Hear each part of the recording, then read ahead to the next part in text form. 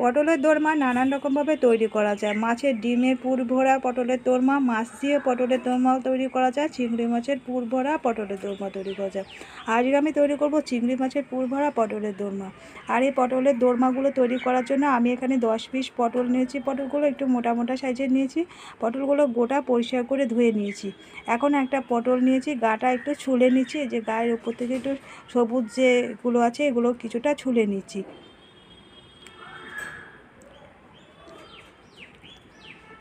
একটা পটল ছুলে নেওয়া হয়ে গেছে। এখন এই যে পটলের দুটো সাইডে কেটে নেব। একটা সাইডে একটু কম করে কাটছি, আর একটা সাইডে একটু বেশি করে কেটে দিচ্ছি। যে সাইডটা থেকে ভিতর থেকে শাঁসগুলো বার করব, ওই জন্য একটা সাইডে একটু বেশি করে কেটে নিলাম। এই পটলটাকে কেটে রেখে দিয়েছি। এবারে আরও একটা পটল আমি ছুলে নিচ্ছি।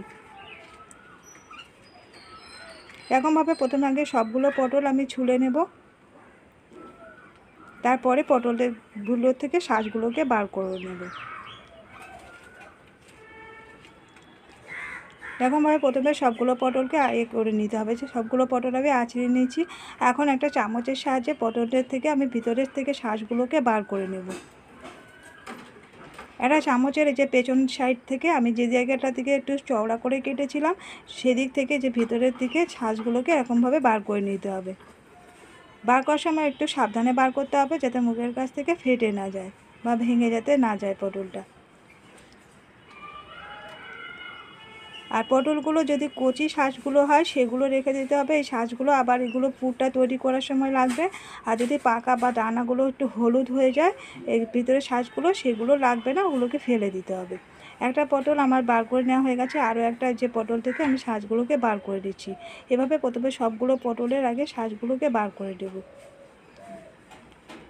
সবগুলো পটলের শাঁসগুলো বার করে নেওয়া হয়ে গেছে। এবারে আমি পুরটা তৈরি করে নেব। এখানে আমি কতগুলো চিংড়ি মাছ নিয়েছি। চিংড়ি মাছগুলোকে আগে থেকে বেছে পরিষ্কার করে ধুয়ে নিয়েছিলাম। আর এই যে পটলের শাঁসগুলো নিয়েছি। এখন একটা মিক্সিং জারের মধ্যে প্রথমে চিংড়ি মাছগুলোকে দিয়ে দিচ্ছি, আর যতটুকু পটলের শাঁস পেয়েছি সেগুলোকে নিয়ে নিলাম। নিয়ে একসঙ্গে আমি এটাকে ব্লেন্ড করে নেব।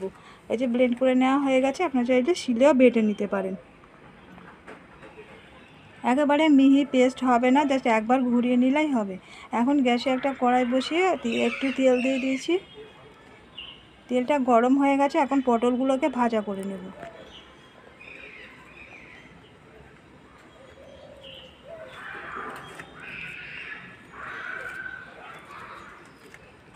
এখন পটলগুলোকে একটু ভাজা করে নেব, নাড়াচাড়া করে। দিয়ে দিচ্ছি অল্প একটু নুন।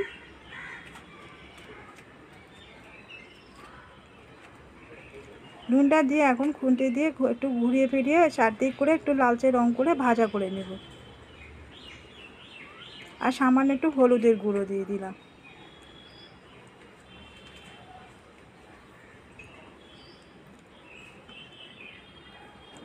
এখন আমি একটু ঢাকা চাপা দিয়ে দিচ্ছি, যাতে করে পটলটা একটু সিদ্ধ হয়ে যায়। ভাজাও হবে আবার একটু সিদ্ধ হয়ে যাবে। যে পটলগুলো একটু ভাজা হয়ে গেছে, এখন পটলগুলোকে আমি উঠিয়ে নিচ্ছি।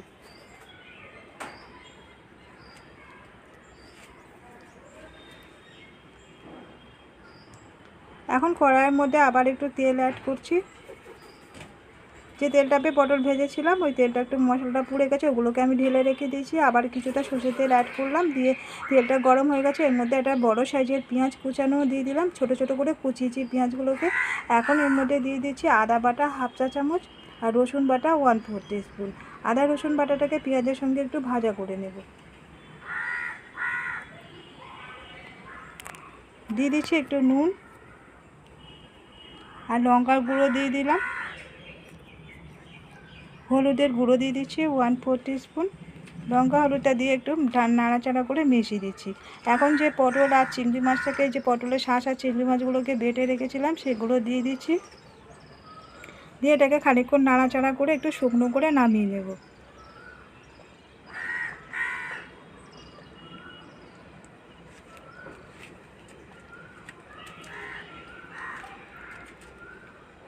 গ্যাসের ফ্লেমটা মিডিয়ামে রেখে এটাকে খানিকক্ষণ নাড়াচাড়া করতে করতে আস্তে আস্তে এটা শুকিয়ে একটু ঝুড়ো মতো হয়ে যাবে। আর এর মধ্যে দিয়ে দিচ্ছি একটু গরম মশলার গুঁড়ো। গরম মশলার গুঁড়োটাকে দিয়ে আবার একটু নাড়াচাড়া করে মিশিয়ে দিচ্ছি, দিয়ে এটাকে নামিয়ে নেব। এই যে পটলের ভেতরে ভরার পুরটা তৈরি হয়ে গেছে, আর যে পটলগুলোকে ভেজে রেখে দিয়েছিলাম ওগুলো ঠান্ডা হয়ে গেছে। এখন কিছুটা করে পুর নিয়ে পটলের মধ্যে দিয়ে ভরে দিচ্ছি। আমি হাত দিয়ে ভরে দিচ্ছি, সুবিধা হবে করে। আপনার চাইলে চামচ দিয়ে, সুবিধা হলে চামচ দিয়ে ভরতে পারেন, নাহলে হাত দিয়েও ভরতে পারেন। এরকমভাবে প্রথমে পুরো সবগুলো পটল আগে ভরে নেব।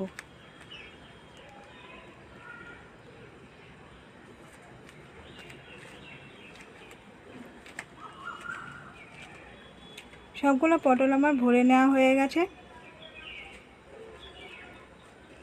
এবারে একটা গ্রেভি তৈরি করব। তার জন্য গ্যাসে কড়াই বসিয়ে এর মধ্যে দিয়ে দিয়েছি দুটো ছোটো এলাচ, এক টুকরো দারচিনি স্টিক, দুটো লবঙ্গ আর তেজপাতা। এই গোটা গরম মশলাগুলো থেকে ভাজা একটা সুন্দর গন্ধ বেরোলে এর মধ্যে দিয়ে দিচ্ছি পেঁয়াজ বাটা। দুটো পেঁয়াজ আমি বেটে রেখেছিলাম, পেঁয়াজ বাটাটা দিয়ে দিলাম। দিয়ে পেঁয়াজ বাটাটাকে খানিকক্ষণ একটু ভাজা করে নেব। পেঁয়াজটাকে 2-4 মিনিট নাড়াচাড়া করে এর মধ্যে দিয়ে দিচ্ছি আদা বাটা হাফ চা চামচ, রসুন বাটা দিয়ে দিলাম 1/4 টিস্পুন। আদা রসুন বাটাটাকে পেঁয়াজের সঙ্গে একটু নাড়াচাড়া করে নিচ্ছি।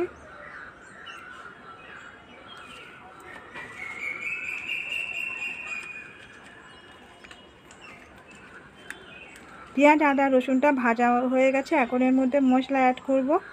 সামান্য একটু জল দিয়ে দিলাম।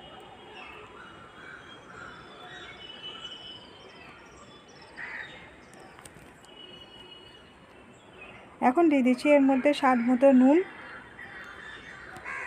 লঙ্কার গুঁড়ো দিয়ে দিলাম 1 চা চামচ, হলুদের গুঁড়ো দিয়ে দিলাম 1/4 টিস্পুন, আর ধনের গুঁড়ো দিয়ে দিচ্ছি হাফ চা চামচ, জিরের গুঁড়ো দিয়ে দিচ্ছি হাফ চা চামচ। আমি এগুলো ছোটো চামচে দিয়েছি, 1 চা চামচ করে ভর্তি। এটা চা চামচের দিলে হাফ চা চামচ করেই হবে।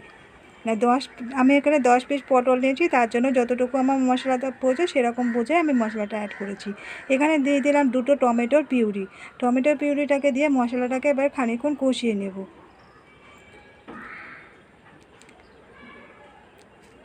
দিয়ে দিচ্ছি চিনি 1 চা চামচ। চিনিটাকে দিয়ে আবার নাড়াচাড়া করে মিশিয়ে নিচ্ছি। খুব ভালো করে মশলাটাকে কষিয়ে নিতে হবে যতক্ষণ না মশলাটাকে থেকে তেল ছেড়ে আসছে।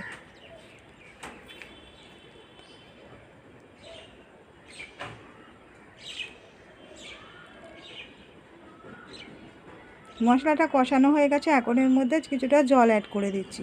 আমি যে মিক্সিটার মধ্যে যে চিংড়ি মাছ আর পটলের যেটা বেটেছিলাম সেই মিক্সিটা ধুয়ে কিছুটা জল দিয়েছিলাম, সেই মিক্সি দেওয়া জলটা দিয়ে দিলাম। দিয়ে আরও একটু জল এর মধ্যে অ্যাড করে দিচ্ছি।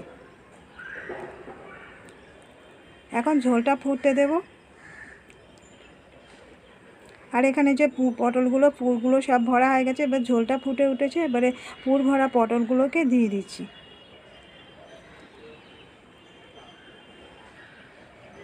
পুর ভরা পটলগুলোকে দিয়ে এটাকে খানিকক্ষণ একটু ফুটিয়ে নেব। পটলটা এমনি ভাজা করার সময় ভাজা করে এটা অর্ধেকটা এমনি সিদ্ধ হয়ে আছে, আর বাকিটা ঝোলের মধ্যে আর খানিকক্ষণ ফুটিয়ে নিলে পটলটা সিদ্ধ হয়ে যাবে। আর এখন দিয়ে দিলাম এর মধ্যে গরম মশলার গুঁড়ো।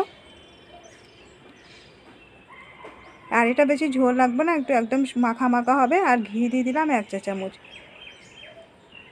অল্প একটু মাখা মাখা হয়ে আসলে, মানে গ্রেভিটা একটু শুকিয়ে আসলে তখন নামিয়ে নেব। তৈরি হয়ে গেছে চিংড়ি মাছের পুর ভরা পটলের দোরমা। আর এই চিংড়ি মাছের পুর ভরা পটলের দোরমাটা গরম গরম ভাতের সঙ্গে খেতে কিন্তু দুর্দান্ত লাগে। আর বন্ধুরা, আজকের ভিডিওটা কেমন লাগলো কমেন্ট করে জানাতে ভুলবেন না। ভালো লাগলে লাইক দিয়ে দেবেন, শেয়ার করে দেবেন, এবার সাবস্ক্রাইব করে রাখার রিকোয়েস্ট করলাম নতুন বন্ধুদের কাছে।